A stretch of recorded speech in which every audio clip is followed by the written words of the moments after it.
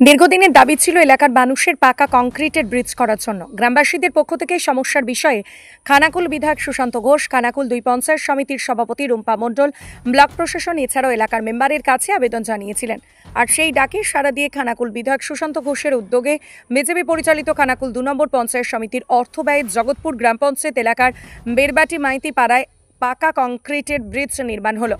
এই ব্রিজ নির্মাণ উদ্যোগ নিয়েছিলেন খানাকুল বিধায়ক সুশান্ত ঘোষ। দীর্ঘদিনের দাবি কংক্রিটের ব্রিজ, এলাকার মানুষের দাবি পূরণ হওয়াতে খুশি এলাকার মানুষজন, এমনটাই জানান খানাকুল ২ নম্বর পঞ্চায়েত সমিতির সভাপতি রুম্পা মণ্ডল। নিউজ অগ্নির সাক্ষাৎকারে পাকা কংক্রিটের ব্রিজ উদ্বোধন করে খানাকুল বিধায়ক সুশান্ত ঘোষ কি জানালেন বিস্তারিত দেখাবো। ব্যুরো রিপোর্ট, নিউজ অগ্নি, নামে নয় কাজে সাংবাদিকতা। বাসের ব্রিজের বদলে এই যে পাকা ব্রিজ পেলেন, কতটা খুশি? আমাদের অনেক সুসার হয়েছে, অনেক ভালো হয়েছে, অনেক আনন্দ হয়েছে আমাদের। আমরা চলতে পারছি না, আমরা যেতে পারছি না এইটা দিয়ে। এইটার জন্যই আমাদের অনেক কিছু কাজের আটকে যাচ্ছিল।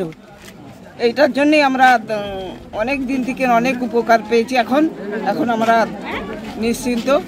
হ্যাঁ, খুশি, খুবই খুশি। আপনার নাম? আমার নাম অরুণ পরে। এটা কোন জায়গা?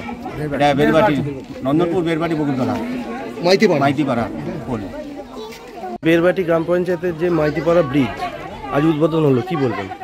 বেরবাটি না, এটা জগৎপুর পঞ্চায়েতের বেরবাটি গ্রাম। বেরবাটি গ্রামে আজকে এই ব্রিজটা উদ্বোধন হলো। 14,55,000 টাকা ব্যয়ে এই ব্রিজটা আমরা নির্মাণ করেছি। এই এলাকার দীর্ঘদিনের একটা সমস্যা ছিল ব্রিজ, এখানে কাঠের সাঁকো ছিল, অনেক মানুষ পড়ে যেত, পারাপার হতে পারতো না। আমারও বাড়ি পাশের গ্রামে, তো এখানে আমরা দেখতাম কি প্রতি সময় আসতাম তো চাষিরা এখানে যেতে পারতো না, ফসল আনতে পারতো না, খুব অসুবিধা হতো। তো সেই কারণে আমরা কথা দিয়েছিলাম যে পঞ্চায়েত সমিতি পাওয়ার পর আমরা এই এলাকায় এই ব্রিজটা নির্মাণ করব। আমিও আমার যখন ভোট ছিল কথা দিয়েছিলাম, সেই কথা আমরা রাখতে পেরেছি। আজকে উদ্বোধন করলাম আমরা এই ব্রিজের। আজকে উপস্থিত আছেন আমাদের ব্লকের সহকারী সভাপতি অরূপ মহিষ, সেই সঙ্গে রয়েছেন আমাদের স্বাস্থ্য কর্মাধ্যক্ষ তরুণ মাঝি, সেই সঙ্গে রয়েছেন আমাদের পঞ্চায়েতের প্রধান টুম্পা হাজরা, এখানকার মেম্বার, আরও কয়েকজন মেম্বার এখানে উপস্থিত রয়েছেন। সেই সঙ্গে এখানের সকল নাগরিকগণ তারা উপস্থিত হয়েছেন। সবাই খুব খুশি এই ব্রিজটা পেয়ে। সেই সঙ্গে আরও কিছু কাজ আছে যেগুলো আমরা ধীরে ধীরে করব, একবারে করতে পারবো না, কারণ এখন তো 15 ফিনান্স কমিশনের টাকায় শুধুমাত্র কাজ হচ্ছে। তাই টায়ার্ড আনটায়ার্ড আবার আছে।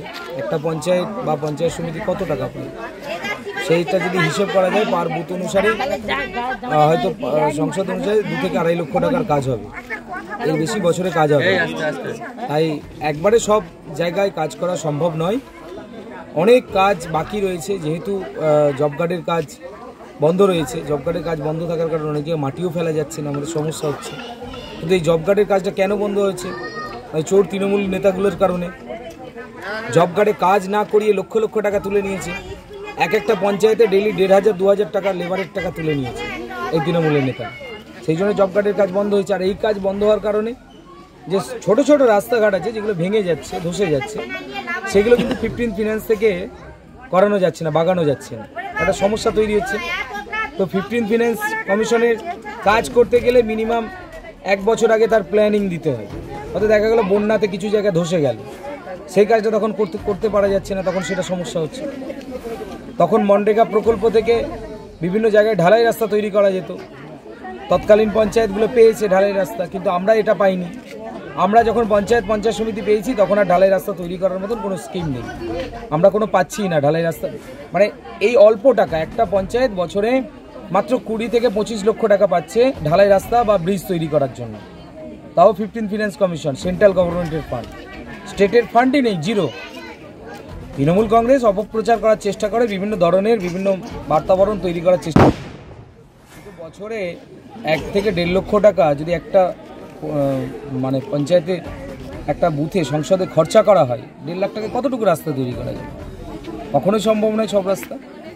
তো আমরা চাইছি ফান্ড আরও বাড়ানো হোক, সেই সঙ্গে এই জব কার্ডের কাজটাও চালু করতে হবে। কারণ এই যে চোরেরা যারা রয়েছে তাদের চুরির কারণে চোরগুলোকে শাস্তি দিয়ে বাকি কাজটাও চালু হোক।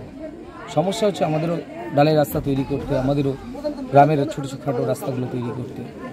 সেই সঙ্গে চোর যারা চুরি করলো তৃণমূলের নেতা, তাদের দ্রুত শাস্তির ব্যবস্থা কেন্দ্রীয় সরকার। Skylark Institute of Nursing, Jhikira, Joypur, Howrah. GNM, BSc nursing training এর অল্প খরচে সেরা বিশ্বস্ত ঠিকানা। যোগাযোগ নাম্বার 9907364440।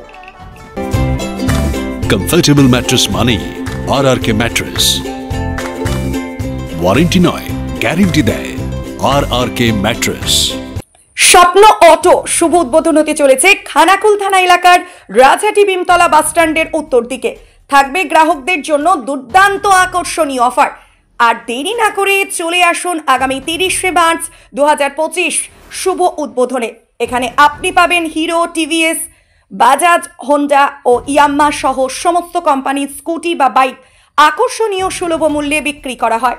এছাড়াও যে কোনো কোম্পানির গাড়ি পরিবর্তন করে সুলভ মূল্যে নতুন গাড়ি নেওয়ার ব্যবস্থা আছে। যোগাযোগ করুন প্রোপাইটার রবীন্দ্রনাথ ঘরুই 9733524391 অথবা 9339647473।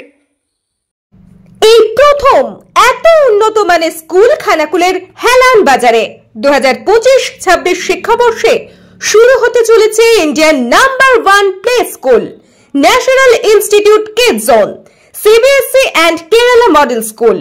3 বছর থেকে বাচ্চাদের ভর্তি চলছে।